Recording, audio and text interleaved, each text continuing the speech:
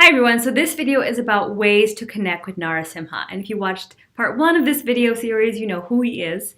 So why would you want to connect with him? Why would you want to connect with any of the archetypes? Well, I'll tell you why. Because they each have a unique pattern of energy, qualities about them that they represent, and that is represented in their imagery, their symbolism, their life. That is what an archetype is. We have that energy within us as well. Each of the archetypes lives within us. So when we want to bring those qualities out in a more direct fashion, one of the methods to do that is to connect with an archetype, study them, feel their energy, develop a relationship with them so that those qualities can be birthed in us and come out in our life.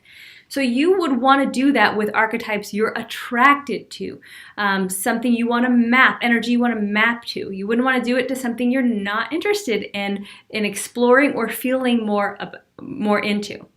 So Narasimha can give us energies that have to do with protection, beauty, prosperity, right? So again, all the archetypes have different qualities about them. He is a demon destroyer. He will destroy the negativity in your life, around you, within you.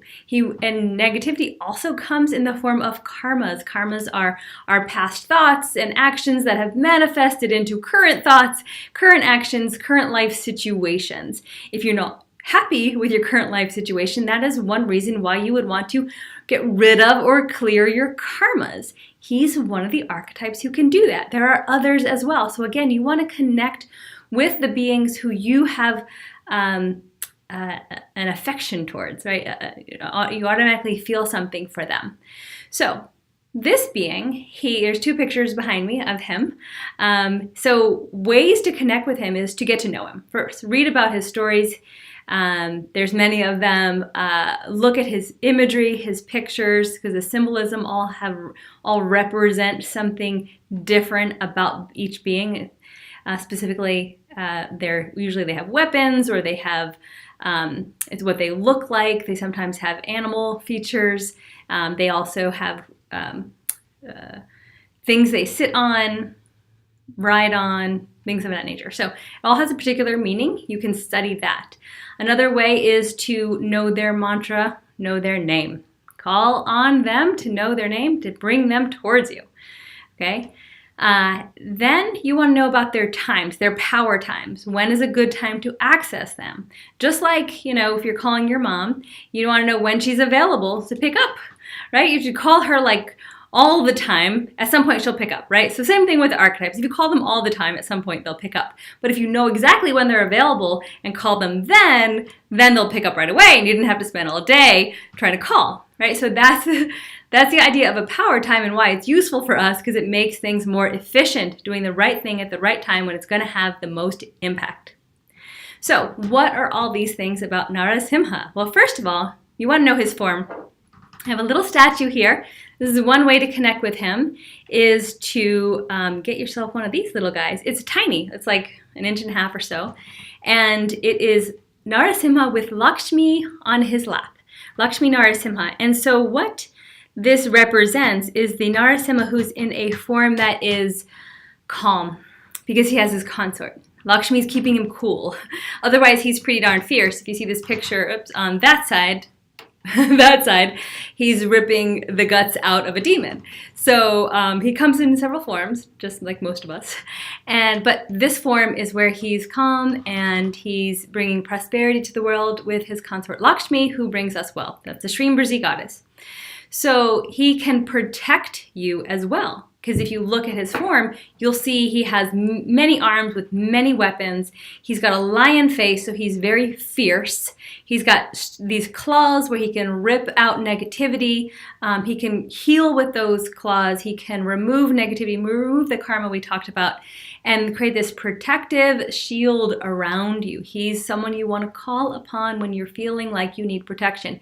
And when you're feeling like you need protection from enemies, negative forces, or your own internal struggles and negativity. So protection. He also can give you prosperity. as I mentioned, his consort is Lakshmi, the Shrimbrzi goddess, who gives us wealth, abundance, joy. He can do that as well. Again, he's destroying things. So he's destroying the poverty consciousness in our mind. He's destroying the scarcity in our mind. He is protecting and creating our wealth. And another feature of his, very unique, is that he can create beauty. He literally consumes lack of beauty, and Dr. Pillai calls it ugliness, right? Like consuming the things that are not in symmetry, not in alignment, not in beauty, and whether they're internal or external. And then he in turns gives us that beauty. So techniques on how to access him. You can have one of these statues or have a mala, which I'm also wearing. This is a wonderful, amazing mala. This is a black obsidian or black onyx, one of those, and it is a protection. It is a protection stone, and on top of that, you get this beautiful 5 metal little face of Narasimha. So you grab it and you hold it, and it reminds you of him. You have the statue again to remind you, and then there's different ways to honor and worship and use the statue, which we'll get into in a different video. You can put the pictures out. Here's a secret technique Dr. Pillai taught many years ago.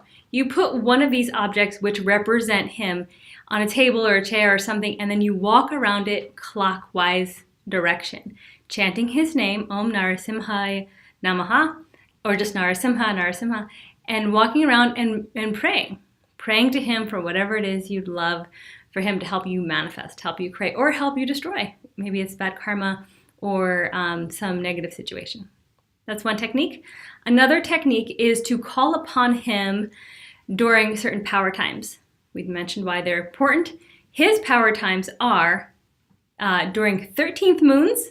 I know we normally do that for other reasons, but 13th moon, because he's a karma removal archetype, is a great time to call his name, to do any sort of practice towards him, and ask for him to remove your negativity, remove your bad karma.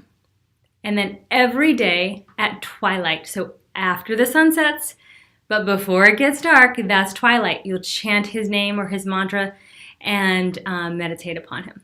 So you have the walking around technique, you have the power times when to access him, and you have bringing him into physical form in your life, whether that be the statue or the mala or a picture. You want to bring him into physical form so that he can be there with you. Just another way to connect with an archetype. So let me know if you have any questions. I hope this was helpful. Namaste.